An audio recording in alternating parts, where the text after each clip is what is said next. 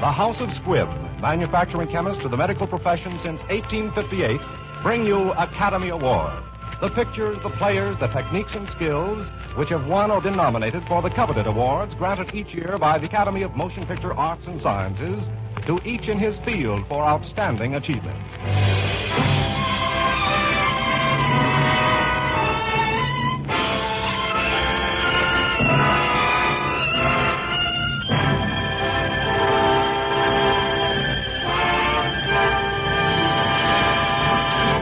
Each week, Squibb on the Air brings you only the finest performances. Squibb in your home brings you only the finest medicinal products, pure, effective, reliable. Squibb, a name you can trust. Tonight's picture is Kitty Foyle. Tonight's star is the distinguished RKO player, Miss Ginger Rogers. And now, Miss Ginger Rogers.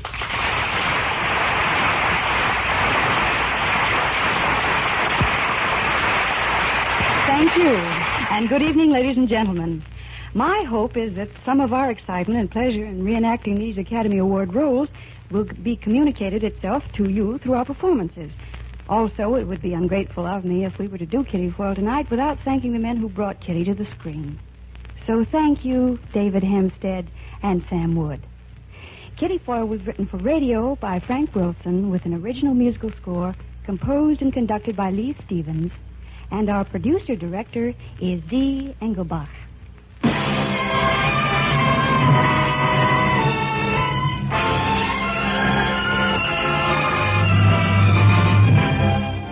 Academy Award, starring Ginger Rogers in her 1940 Academy Award-winning role of Kitty Foyle.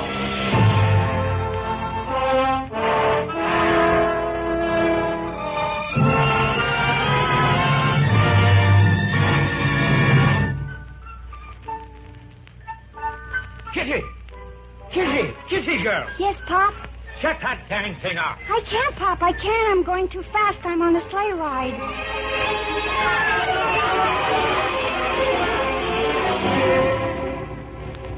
A sleigh ride. Well, it seems my whole life was spent on a sleigh ride. First it was Win Strafford, my mainline Prince Charming. But now it seems to be Mark Eisen, a good, dependable, trustworthy Mike. Mark, it was spring again in New York. And as Mark drove me home that evening, I had a hunch that this might be the spring of all my years. Here we are, Kitty. Pocahontas Hotel, home of lonely women. Kitty, wait. Yes, Mark. Kitty, will you take this ring? Oh, Mark. Well, you see, I've got lots of money tied up in this golden hoop, and there's no other way I can get any use out of it. Well, can't you find my finger, Mark? You did say yes, didn't you? I mean, it's all clear. There's no confusion. You understand what I asked you. You asked me to marry you, didn't you? Oh, that's it. Exactly. I got it. That's why I said yes. Kitty, what I'm getting around to, that fellow in Philadelphia, that's all over, huh? All over. Oh, then we're getting married tomorrow. Meet me at the hospital tonight, huh? Midnight. We'll go straight to Greenwich. Yes, Mark. I guess this will be farewell to the Pocahontas. Kiss all those dear old bachelor girls goodbye for me. I'll kiss them all, and then I'll pack like mad. Okay. And meet me at St. Timothy's Hospital at 12. Smack on the dot. 12, smack on the dot, St. Timothy's.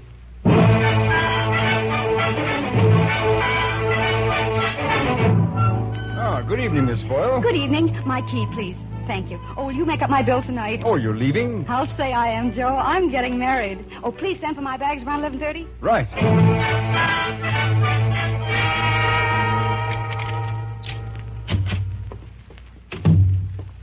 Hello, Kitty. Win. What are you doing in my room? You sent for me. I sent for you? You sent back the ring. Kitty, remember what I told you? If you ever needed me or wanted me or would have me, send the ring back to me. Oh, I forgot. That wasn't what I meant. I sent it back because that was all. That was the end. Don't say that, Kitty. Oh, Kitty, there's no life for me without you. I want you. I need you. I love you this minute as I've never loved you before. But when it's too late. 5 years, too late. No, Kitty, it'll never be too late. What we had can't die. I'm asking that we leave together for South America and be together always. Oh, Win, don't ask me anything. Don't let me think. Oh, darling, at last it all comes true. And will we live happily ever after? Forever and ever. When will we go? We sail at midnight. I'll be at the pier with everything arranged. Now, will you meet me there? Mm-hmm. Pier 48, midnight. Mm-hmm. Oh, Kitty, I love you. Don't be late. Mm-hmm. Bye-bye. Win, Win! Wait, Win!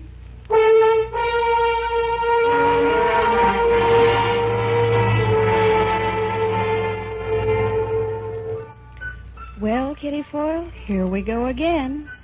Maybe this time it's for keeps. You're making a mistake, you know. You're still on that sleigh ride. Oh, marriage isn't everything. What is it anyway? It's just a little piece of paper. A lot of fine things come out of that little piece of paper, Kitty. A home, children. That's where Mark comes in again. And you'd be a lot happier with Mark and that little piece of paper than you ever could be with Win. You know what I think? I think you're wrong. I remember you using those words once before. Remember way back when you lived on Griscom Street in Philadelphia? And Pop, what a grand guy he was.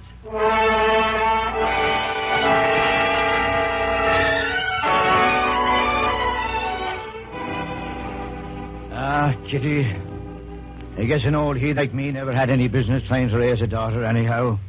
I wanted to keep you from stubbing your toe. I thought you'd all this junk rooted out of your mind. What junk? Cinderella and her blasted prince. Kitty, don't you see? It's no good. Don't argue, Pop. I love him. Judas Priest. You said it. You mean you want to marry Win Stratford? Mm-hmm. Does he ever ask you to meet his family? Pop, he doesn't even know I love him yet. Big secret. But I've never worried much about his family because I've got a funny idea I'm just as good as they are. Kitty, by Judas Priest, you're going to break your heart.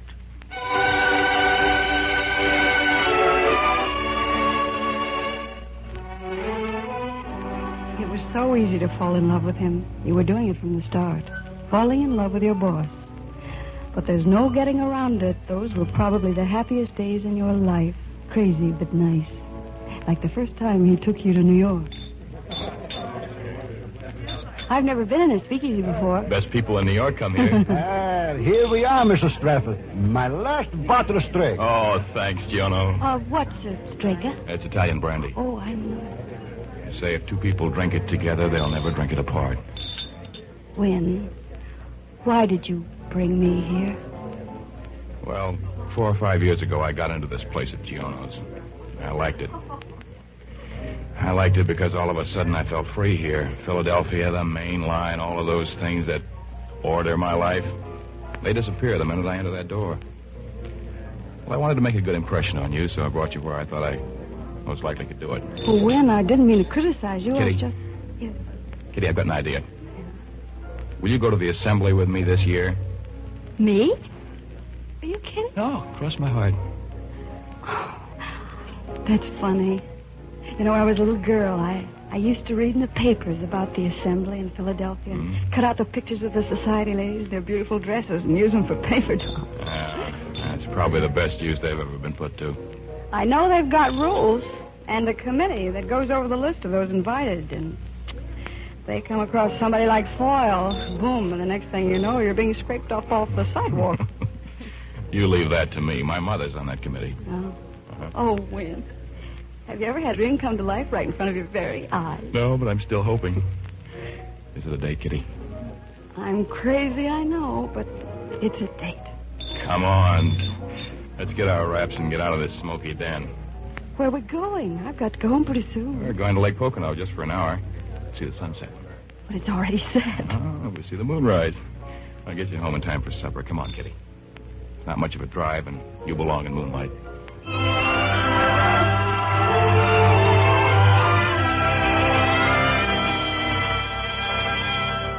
Lake Pocono and Wynn Lodge in the mountains, snug and comfortable, exciting, and a million miles from everything but moonlight. Remembering that night is like putting your tongue in a sore tooth, that same sharp little twinge. me how love makes a woman quiet and a man talkative? But Lancelot mused a little space. He said, "She has a lovely face. God in his mercy lend her grace, the Lady of Shalott." Isn't that beautiful, darling? Tell me about beauty, teacher. Gladly. As you know, it's a man's duty to instruct woman in all subjects. Now, you pick the subject. No. I've only got a few minutes, but tell me where we are. We are in the Pocono Mountains, situated in the state of Pennsylvania. No, but where are we, really? In heaven? No. In love.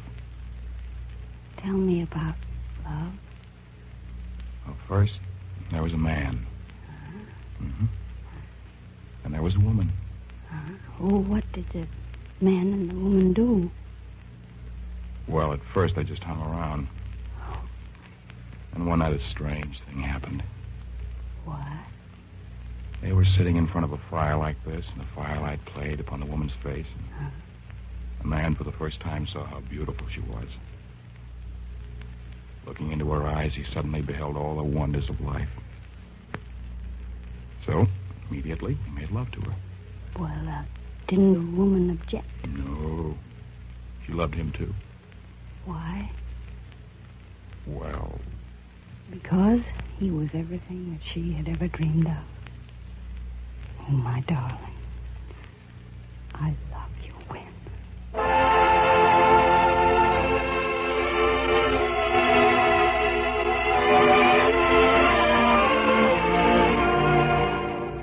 It couldn't go on like that. It just couldn't. Who did you ever think you were, Kitty Foyle? That you could live rent-free and forever in paradise? Didn't you see it coming? Didn't you know the magazine was bound to fail? Couldn't you tell that he would say the things he said because, well, being him, he couldn't have said anything else?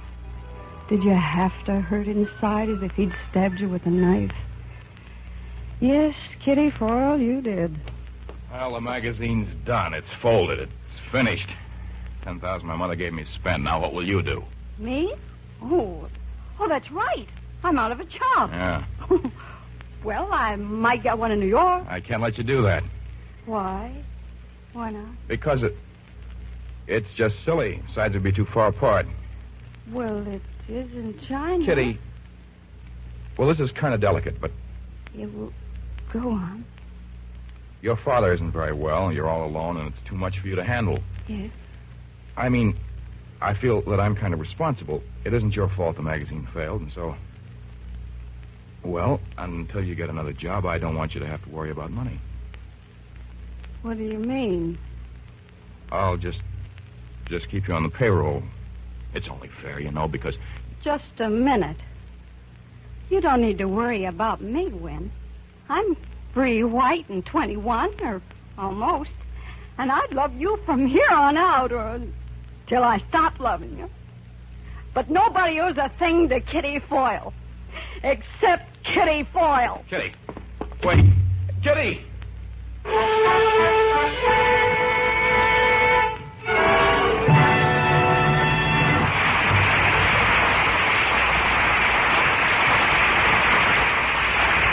Before continuing with part 2 of Ginger Rogers' Academy Award-winning performance of Kitty Foyle, let's look in on the RKO lot where they are shooting the final scenes of Ginger's new picture, Sam Wood's production of Heartbeat. All right, boys.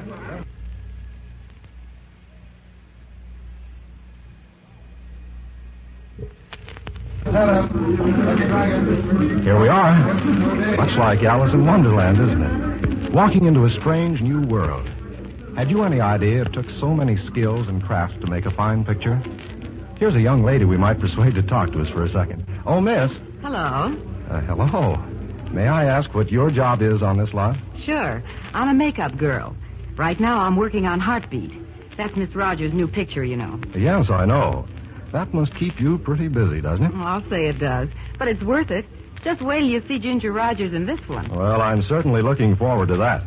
But tell me, in your job of makeup, I imagine the smile is pretty important, isn't it? Yes, sir. The smile is everything. Well, same in my business. You see, Squibb Dental Bridge is a sparkling smile, and it refreshes your mouth at the same time. Everyone enjoys the minty taste of Squibb Dental Cream, It's so cool and fresh. Yes, I know. And did you know that the polishing agent in Squibb Dental Cream is one of the safest, softest, yet most effective known to dental science? Well, I'm glad to know. And did you know that pure Squibb Dental Cream has to pass more than 100 separate tests before it touches your brush? It's just one more evidence of the scientific care that goes into the making of this quality dentifrice. Use Squibb Dental Cream regularly. Taste, feel, and see the refreshing difference.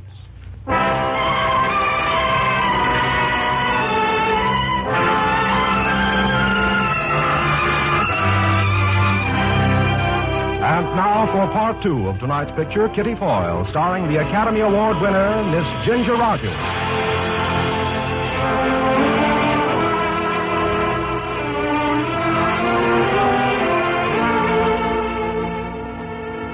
You thought you were off the sleigh ride, Kitty Foyle, when you took your shattered little pieces of pride and went to New York to ring the Liberty Bell.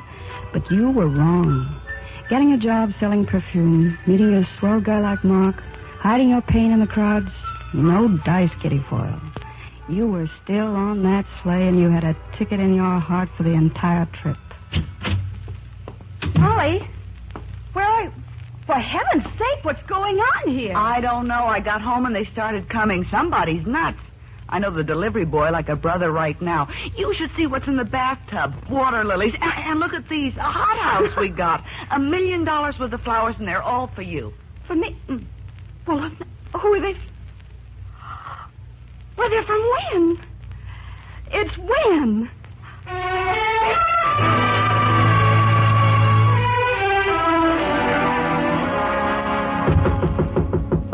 Come in. Win.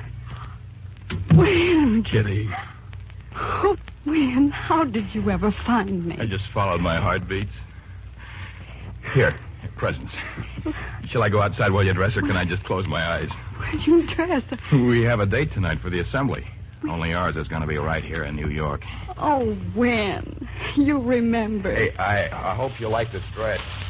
Oh, gold lame. Oh, Win. Kitty? Kitty, I forgot to tell you What? how much I love you. Oh, how much do you love me? If I said as much as you love me, would that be enough? Oh, darling. If that were true, there wouldn't be any love left for anybody else in the whole world.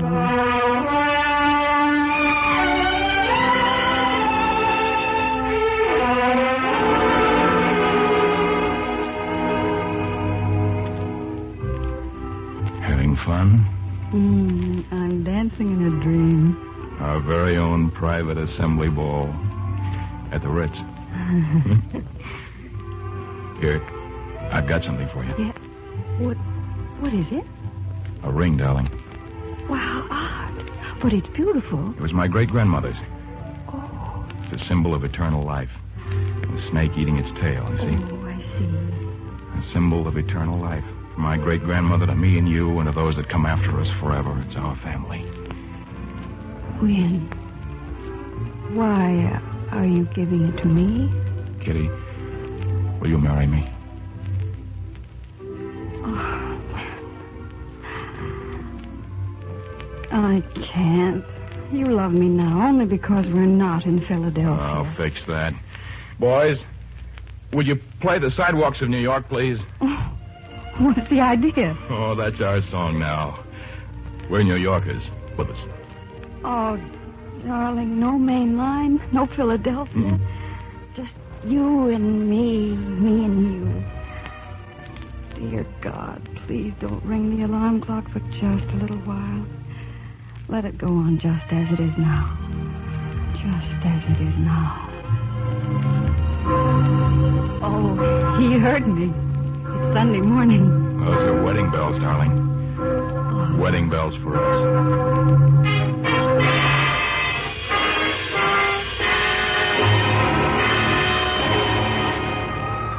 And so you were married, Mr. and Mrs. Wid Strafford the Sixth. Remember, you read it over and over when Wynn wrote it on the register of that little hotel in Gretna Green. There's no use denying it. Those 2 days were just about perfect. And then you went back to Philadelphia to tell Wynn's family. Hello, everybody. Win dear. Come in. You remember Kitty, Mother? Indeed, I do. It's so nice to see you again, Miss Foyle. Thank you. You remember my grandmother, Jessica, Uncle Edgar, Uncle Kenneth? Oh, glad to see you again, Miss Foyle. Well, the fact is, the name isn't Foyle anymore. It's Strafford. Kitty and I have been married. Oh, why don't you say something? Or is she so beautiful she's taking your breath away? You'll have to forgive me, my dear. I just wasn't prepared for such news. You understand, don't you? Oh, of course. After all, it is a surprise. Shall we sit down? Will you have tea? No, thank you. When were you married, dear? Monday. I see. We thought, naturally, that Wynne would wait a year. But you understand, of course, that above everything else, we want you and him to be happy. That's first and foremost in our thoughts, isn't it? Oh, yes, of course, my dear. Well, I don't want to seem rude, but would somebody mind telling me what you're driving at? It's only this, my dear. Mother. Yes, You see, honey, I promised I wouldn't marry you for a year. Mother was going to take you under her wing and prepare you. Prepare me for what? You know, some school, some good finishing school. School? Are you kidding me? No, my dear. Let's keep calm. Now, look. Let's get a few things straight around here. I didn't ask to marry the Straffords. The Strafford asked to marry me. I married a man, not an institution or a bank. Oh, I've got a fine picture of your family conferences here. All the Straffords trying to figure out how to take the curse off Kitty Foyle. Buy the girl a phony education and polish off the rough edges and make a mainline doll out of her. Oh, you ought to know better than that. It takes 6 generations to make a bunch of people like you, and by Judas Priest, I haven't got that much time.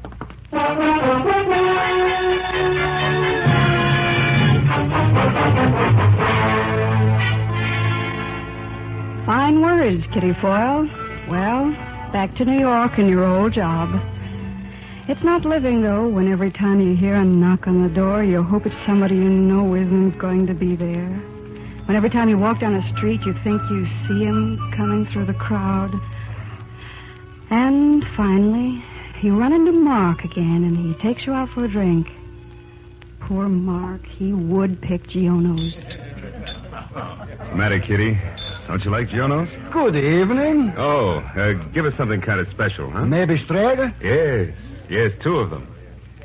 Kitty, there's something I want to tell you. Mark, you knew I was married. Yes. Well, I'm not anymore. I got my decree today. Here you are. We haven't had any calls for Strag in a long time. Mark, I can't stay here. Mark, it's no use. All the time we're together, I keep thinking of him. And you're too nice to be pushed around, and it's only fair for me to tell you. I see. Let's say goodbye here, Mark. I'm a pretty good doctor, Kitty. But seeing you, I wish I'd specialized in heart trouble.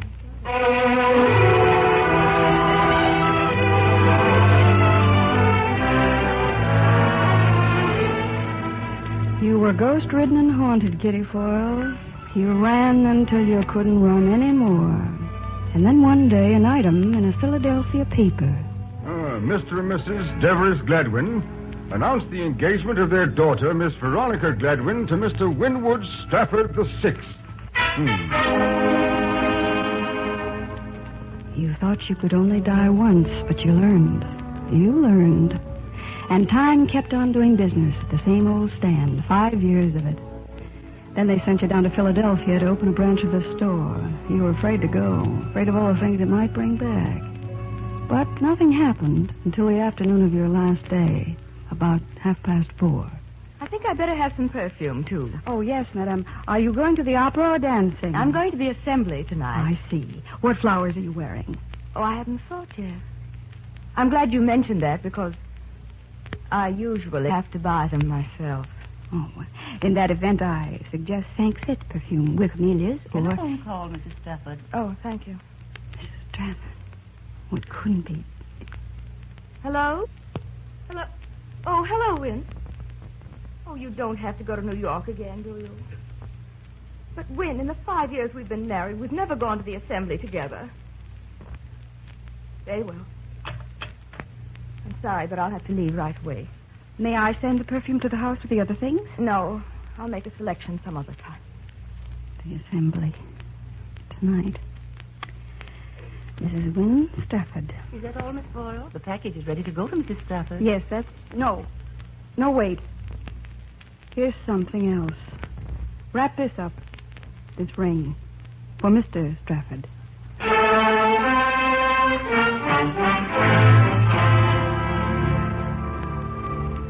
You sent back the ring. Kitty, remember what I told you? If you ever needed me or wanted me or would have me, send the ring back to me. That wasn't what I meant. I sent it back because that was all. That was the end. Don't say that, Kitty. But it's true, Wynne. Look, you'll have to go. I'm sailing at midnight. I'm asking that we leave together and be together always. Pier 48, midnight. Yes. Don't be late. Oh, darling, don't be late.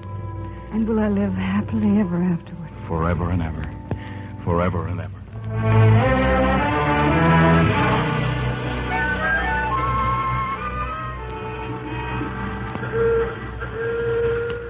Cab, Miss Foyle?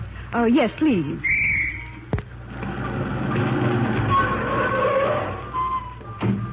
You going to be gone long, Miss Foyle? Yes, permanently. We don't get many pretty girls here at the hotel. Be mighty sorry to lose you. Oh, Sam. Yes? I think that a young man will call for me a little after midnight. Yes, miss. Be quite excited, I think, very insistent. Yes? I want you to tell him that I admire him very much and that I always will. Just a minute. I better write this down on my pad. You admire him very much. And tell him that I'll never forget him. You will never forget him And tell him that I'll always love him in a very special way. You'll always love him in a... And then tell him that I'm being married tonight. You're getting married tonight? Hey, what is this? Where to, miss? St. Timothy's Hospital, please.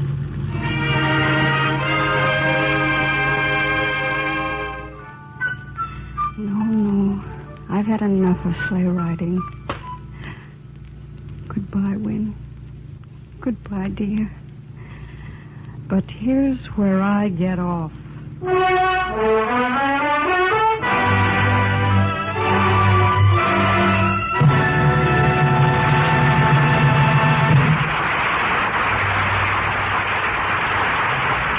Today, medical science moves with incredible swiftness. Even before the miracles of penicillin were completely charted, work was going forward in a scientific laboratory on another similar substance called streptomycin. What is streptomycin? It is a powerful drug science has taken from the earth itself by painstaking and complicated extraction processes. What does streptomycin contribute to the conquest of disease? It is effective against certain deadly germs that even penicillin doesn't conquer. With streptomycin, as with penicillin, Squibb scientists are working in the forefront of progress, cooperating with other scientists all over the world in the effort to discover and prove all that streptomycin can do, and to make it available as soon as possible to every doctor. For the Squibb idea, for nearly a century, has been to strive ceaselessly in the cause of health. And through its endless quest for perfection, Squibb has earned its reputation everywhere as a name you can trust. Next week, another great picture. The House of Squibb will present Academy Award starring one of Filmden's most distinguished actors, Mr. Paul Muni, in his Academy Award-winning performance in The Life of Louis Pasteur. Next week, it is Academy Award starring Mr. Paul Muni in The Life of Louis Pasteur. Ginger Rogers appeared in Kitty Foyle tonight through the courtesy of RKO Radio Pictures, producers of The Spiral Staircase. This is Hugh Brundage bidding you good night until next week at the same time when the House of Squibb invites you to join us for Academy Award. This is CBS, the Columbia Broadcasting System.